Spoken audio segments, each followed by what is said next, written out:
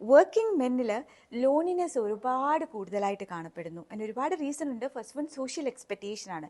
സൊസൈറ്റിയുടെ ഒരു പ്രഷർ ഉണ്ടല്ലോ, men to be strong and independent, അല്ലെങ്കിൽ ഒരു ടഫ് ഗൈ ആയിരിക്കണം, ആ ഇമേജ് എപ്പോഴും കൂടെ കൊണ്ട് നടക്കണമെന്നൊക്കെ വിചാരിച്ചിട്ട് ചിലപ്പോൾ ഒരു ഫ്രണ്ട്സിനോട് പോലും ഷെയർ ചെയ്യില്ല. കാരണം അവർ ജഡ്ജ് ചെയ്യും, അല്ലെങ്കിൽ ഇതിനെ നിസ്സാരമായിട്ടൊരു തമാശയായിട്ടൊക്കെ കാണുമെന്നുള്ള റീസൺ കൊണ്ട് അവർ തന്നെ ഇത് സപ്രസ് ചെയ്ത് ഈ ഫീലിങ്സും ഇമോഷൻസും ഒന്നും ഷെയർ ചെയ്യാതെ അവർ ഇപ്പോൾ അതൊരു ടെൻഡൻസിയാണ്. Second, career pressure and stress. Men often work personal റിലേഷൻഷിപ്പിനും ഹോബീസിൻ്റെ ഒക്കെ മുകളിൽ നിർത്തും.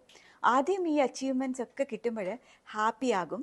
പക്ഷെ ഗ്രാജ്വലി അത് കുറഞ്ഞ് ഒരു ഐസൊലേറ്റഡ് അല്ലെങ്കിൽ ഒരു സോഷ്യൽ കണക്ഷൻസിനോടെല്ലാം ഒരു ഡിസ്കണക്ഷൻ അവർക്ക് ഫീൽ ചെയ്യുകയും പിന്നീട് ജീവിതത്തോട് തന്നെ ഒരു മടുപ്പ് തോന്നുന്ന ഒരു ടൈം വരാറുണ്ട്.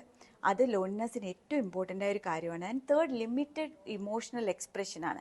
മെന്നെ ഇമോഷൻ എക്സ്പ്രസ് ചെയ്യാതെ റെസ്ട്രിക്റ്റ് ചെയ്യും. അതുകൊണ്ട് തന്നെ ഹെൽപ്പ് എടുക്കുന്നതും അത് ഷെയർ ചെയ്യുന്നതും ഒക്കെ ഷെയിമായിട്ട് അവർ കാണാറുണ്ട്. ഇത് ഏറ്റവും ഡേഞ്ചറസ് സോണാണ്. നിങ്ങളുടെ പെയിനും ഇമോഷൻസും സപ്രസ് ചെയ്ത് നിങ്ങളുടെ ഇമോഷൻസിനെയും ഫീലിങ്സിനെയും സപ്രസ് ചെയ്യുമ്പോൾ നിങ്ങൾക്ക് നഷ്ടപ്പെടുന്നത് നിങ്ങളുടെ വർക്ക് ലൈഫ് ബാലൻസും പേഴ്സണൽ ലൈഫും നിങ്ങളുടെ തന്നെ ഇമോഷണൽ ഹെൽത്തിനെയും കണക്ഷൻസിനെയും